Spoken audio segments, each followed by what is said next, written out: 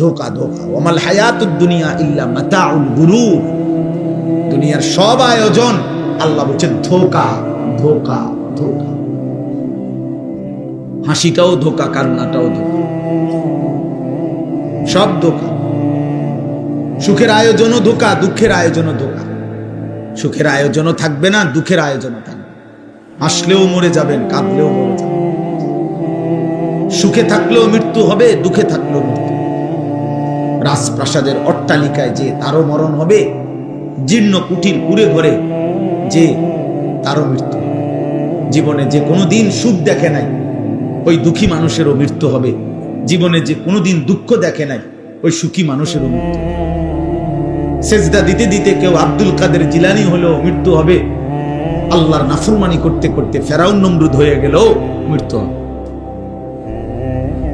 এক চিরন্তন সত্য, এক চির বাস্তবতা, ওয়াজাআত সাকরাতুল মাউত বিল হক। আল্লাহ বলছে বান্দা সত্য সত্য মৃত্যুর যন্ত্রণা আসবে।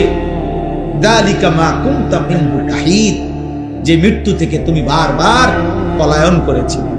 প্রতিবার ঠান্ডা লাগছে, সর্দি হইছে, অসুস্থ হইছে, একটু থেকে একটু ব্যথা বেদনা হইছে, তুমি দৌড় দিয়া ডাক্তার দেখাইছো, ওষুধ খাইছো, আবার ভালো হয়ে গেছো। তুমি মনে করছো এই যে ভালো হয়ে গেলাম, মরলাম না, বাচ্চা গেলাম। আল্লাহ বলে না বান্দা, ভুল বুঝছো। অসুস্থতা বারবার আসে, মৃত্যু বারবার আসে না।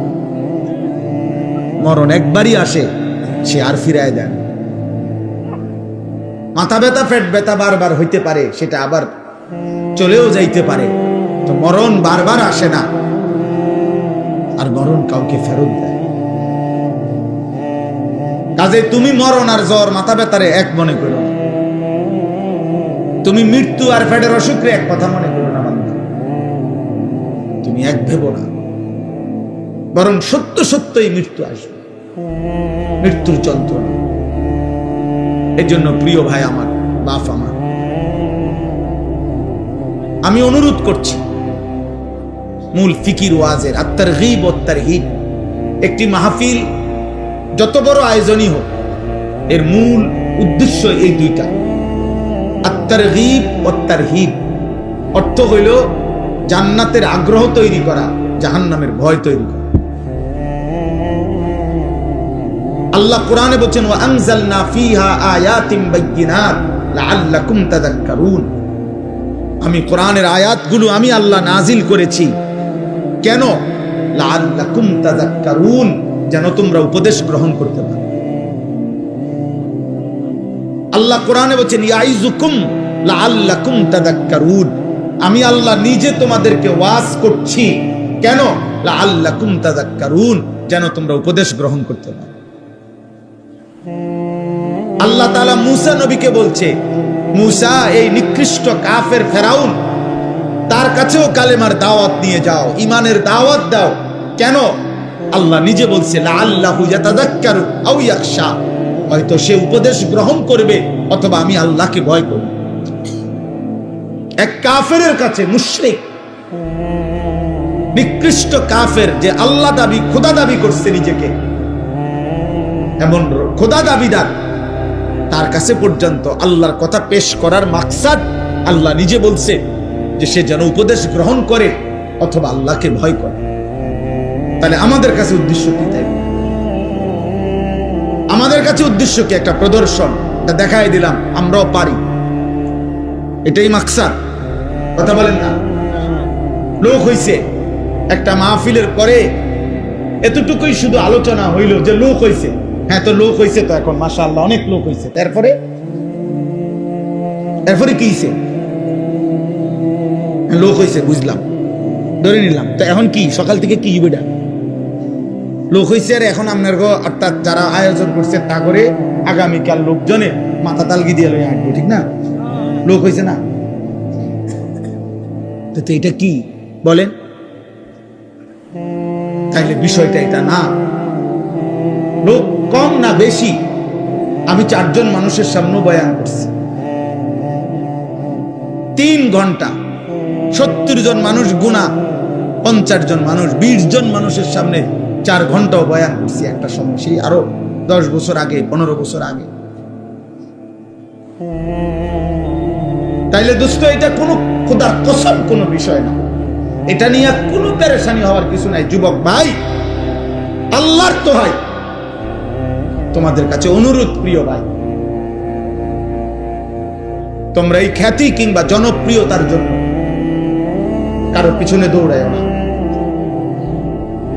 তোমরা অনেক ছেলে মাশাআল্লাহ আসছো দোস্ত, আমার একজন বক্তা দেখতে আসছো ঠিক তো, কিন্তু যারা আজকে এশার নামাজ পড়লা না, মাগরিবের নামাজ পড়লা না, বন্ধু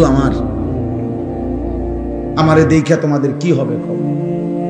আমি আসছি তো, দেখছো তো, এখন বেনামাজি তুমি এখন চলে যাও,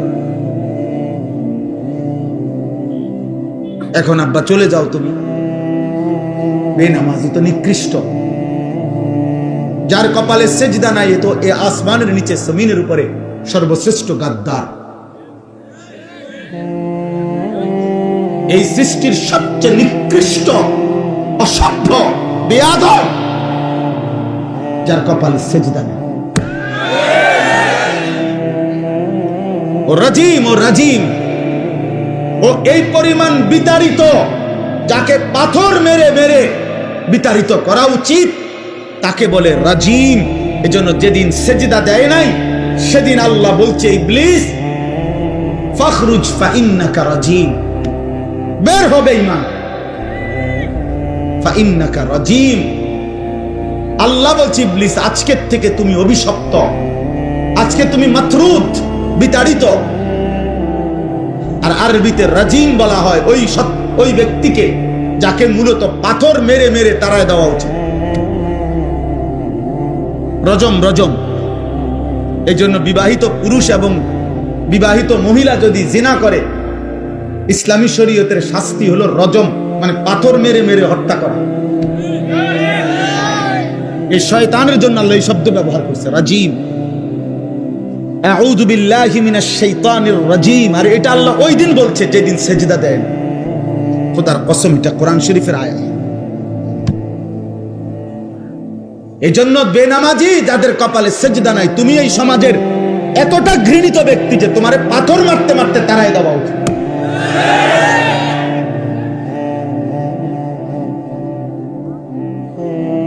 তুমি এতটা ঘৃণিত, তুমি জমিনের এতটা ঘৃণিত ব্যক্তি। ওয়া ইন্না আলাইকাল লা'নাতা ইলা ইয়াউমিদ্দিন। আল্লাহ বলছে, ইবলিস আজকের থেকে নিয়ে কিয়ামত পর্যন্ত তোর উপরে আমি আল্লাহর লানত। এই যেদিন সেজদা দেয় নাই সেদিন বলছে। প্রিয় ভাই মাওলানা গাজী ইয়াকুব উসমানী বলছে, দোস্ত ফজরের নামাজ পড়তে, আলহামদুলিল্লাহ সারা বাংলাদেশে আমরা এই মেহনত করি, ফজর ক্যাম্পেইন, ফজরের প্রচারণা। রাসূলুল্লাহ সাল্লাল্লাহু আলাইহি সাল্লাম বলছে, ফজরের নামাজ যে পড়ে না, নবী একাধিকবার বলছে। রাসূলুল্লাহ সাল্লাল্লাহু আলাইহি সাল্লামের একেবারে বুখারীর হাদিস, মুসলিম শরীফের হাদিস, সর্বাধিক বিশুদ্ধ কিতাবের হাদিস, নবীজি বলছেন, ফজরের নামাজ যে পড়ে না সে মুনাফিক, মুনাফিক, মুনাফিক, মুনাফিক, মুনাফিক। আর নবী যদি বলে তোমারে মুনাফিক, এবার হাসরের ময়দানে সুপারিশ তোমার কোন আব্বায় করবে তুমি ঠিক করে নাও। যিনি সুপারিশ করবে তিনি তো বলছে তোমারে মুনাফিক, আর তিনি মুনাফিকের জন্য সুপারিশ করবে না।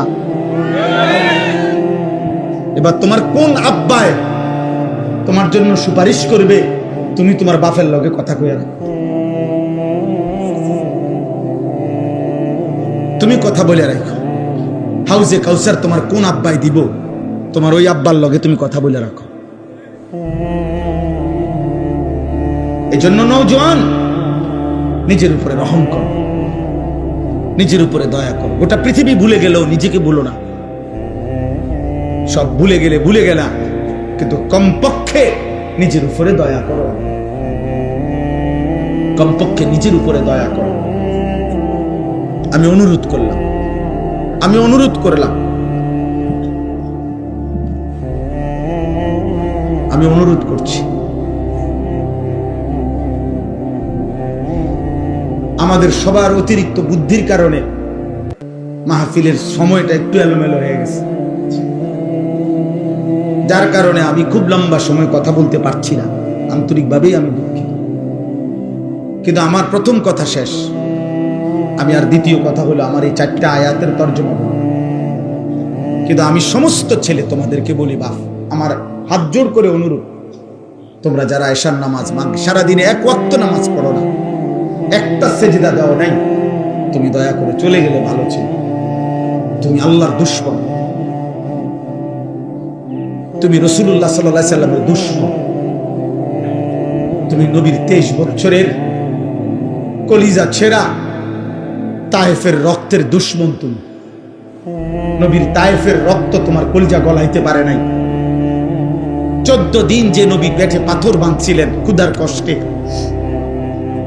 সেই পাথর বাঁধা ক্ষুধার কষ্ট তোমার দিল গলাইতে পারে নাই।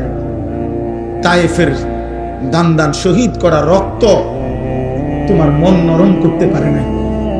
তোমার মতো গাদ্দার ছোটখাটো গাদ্দার না। তুমি জন্মের পর থেকে তোমরা যারা নামাজ পড়ো না, তোমরা শোনো নাই তোমার বাবা কাছে তুমি মুসলমান। 365 দিনে খোদার 1 বছরে যে কোনো দিন 5 ওয়াক্ত নামাজ পড়ো নাই, ফজরের নামাজ পড়ো নাই আব্বা, তুমি জীবনে জানো না? তোমার বাবা বলে নাই, তোমার মা বলে নাই তুমি মুসলমান? তোমারে কেউ বলে নাই যে মুসলমানের উপরে নামাজ ফরজ? হ্যাঁ,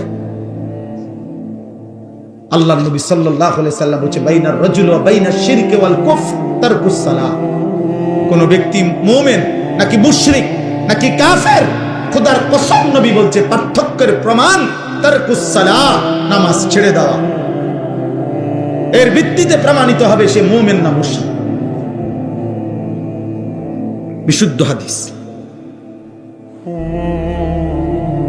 আল্লাহর নবী সাল্লাল্লাহু আলাইহি সাল্লাম। অতএব আমার প্রথম বক্তব্য, এমন মালিক, এমন রব আল্লাহ তাআলা বলতেছেন। এই আমি 4টা আয়াত পড়ছি, এবার বলি সংক্ষেপে। আলহামদুলিল্লাহি রাব্বিল আলামিন। আল্লাহ বলছে, বান্দা শোনো, সমস্ত প্রশংসা আল্লাহর জন্য। কেন? যেহেতু তিনি জগৎ সমূহের পালনকর্তা। আল্লাহ তাআলা বললেন আলহামদুলিল্লাহ, সমস্ত প্রশংসা আল্লাহর জন্য। যদি বলি কেন, আল্লাহ বলবে, বান্দা কেন কেন আমার জন্য প্রশংসা হবে না? এই কায়নাতের সব আয়োজন যেখানে যা, সবই তো আমার, সবই কার? তো আমার প্রশংসা হবে না তো কার হবে? এই সৃষ্টির চারিদিকে যত আয়োজন, ভালোবাসার যত রং, যত প্রিয় জিনিস, যত পছন্দ, যত ভালোবাসা, যত আবেগ, যত অনুভূতি, যত ফিকির, যত চেষ্টা, যত মেহনত, যেখানে যত আয়োজন, সবকিছুই তো বান্দা আমার দেওয়া, আমার। তা আমার প্রশংসা না তো কার? তাইলে আমার প্রশংসা করবা না তো কার করবা বান্দা? কার করবা? চারিদিকে তো সব আমার। ইন্না যায়্যানাস সামাআদ দুনিয়া, আমি তো সাজিয়েছি। আল্লাহ বারবার কোরআনে এই কথাটা যে কত ভাবে বলছে, কত ভাবে, যে বান্দা তুমি একটা বার বিবেক দিয়া তোমার মধ্যে দেখো